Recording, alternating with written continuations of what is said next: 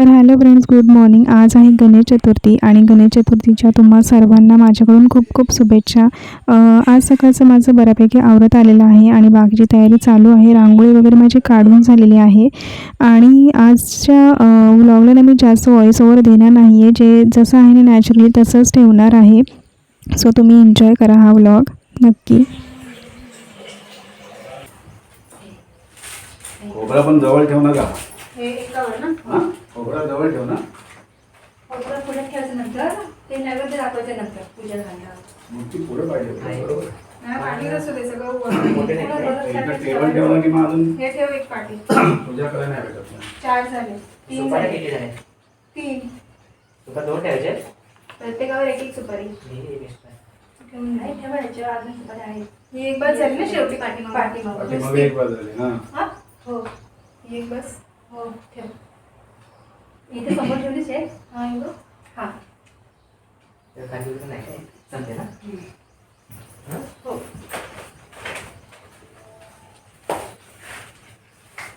पद्धतीचं बाहेर आपल्या तिथे ड्रॉइंग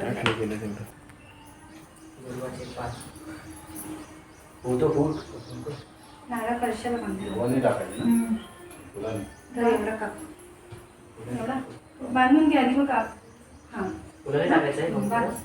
फुलाने टाकायचं ना. फुलाने बरोबर. खालच्या कळशाला बांधू ना. हो फुलाने शिंपडा. बरोबर आहे. दुर्वण शिंपडा बारीक जरासा असा.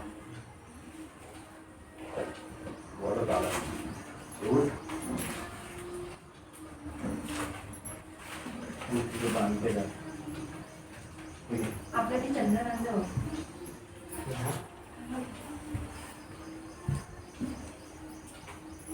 बस ना. हो बस. नाही तुम्ही नाही शिंपडा. तर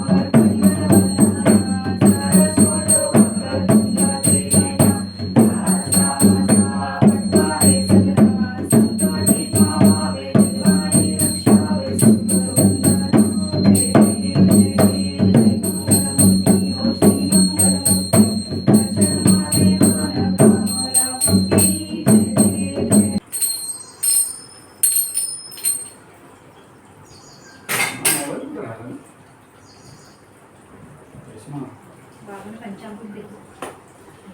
आणि मग हे करून आला जा. बरं सांगून जरा चहा ठेवत्या. चांगली उलट कर. गच्ची चहा एकदम भारीतली कप आहे. फुटता फुटणार नाही.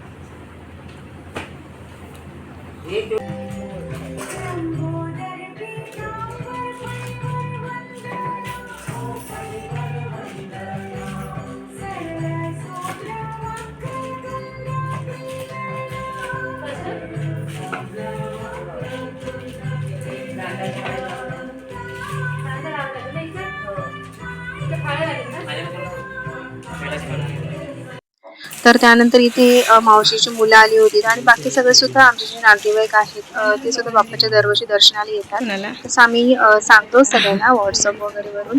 तर मामा मामी आली होती, शिजून मुलं आली होती आणि ही आमची आहे जिजा, मामाची मुलगी. तर सगळे दर्शनाला येतच असतात असे जसं ज्यांना जमेल तसं.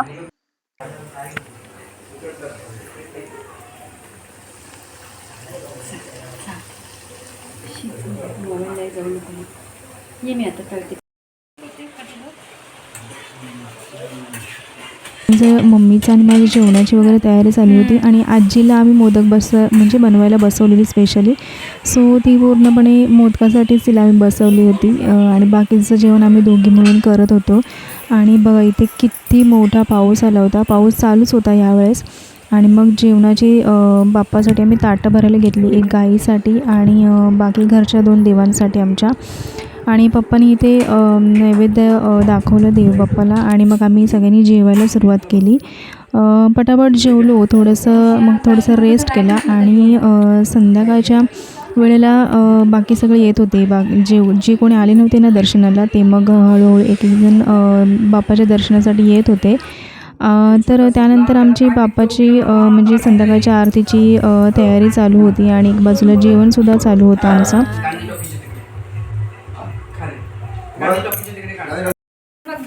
जा.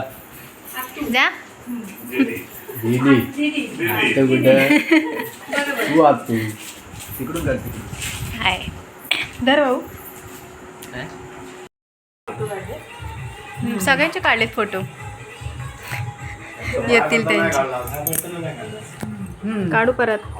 तर आमचा चहा वगैरे घेऊन झाला होता आणि छान अशी संध्याकाळ झाली होती. ही संध्याकाळ पाहून खूप छान वाटतं आणि गावाकडची संध्याकाळ अप्रतिमच असते. बघायला किती छान वाटतं कारण दुपारपर्यंत पूर्ण पाऊसच पडत होता आणि संध्याकाळचं हे असं छान वातावरण झालं होतं. त्यानंतर आम्ही आरती करायला घेतली पण पप्पांची टोपी काही सापडण्यासच झाली होती आणि रुमालही त्यांचा मिळत नव्हता. मग आम्ही अशीच पूजा करायला घेतली कारण सगळे येत जात होते आणि आरतीची वेळही झाली होती म्हणून आम्ही आरती करून घेतली.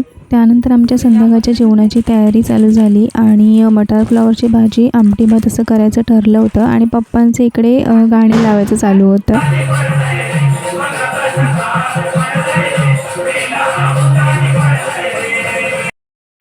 काही नाही बसणार होते. नाही बस व्हिडिओ काढते मी यांचे.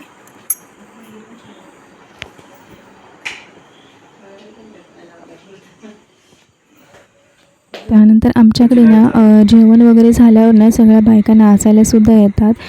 तर त्या ज्या व्हिडिओ त्या माझ्याकडे नव्हत्या त्या माझ्या मिस्टरांच्या मोबाईलमध्ये होत्या आणि ते मला इथे अपलोड करणं जमलं नाही काही कारणास्तव. सो मी ते नेक्स्ट टाईम तुमच्यासोबत नक्की शेअर करेल. तर आजचा माझा व्लॉग हा कसा वाटला तुम्हालाही मला नक्की कमेंट करून सांगा. तर भेटूया नेक्स्ट ब्लॉगमध्ये. Take care. Bye bye.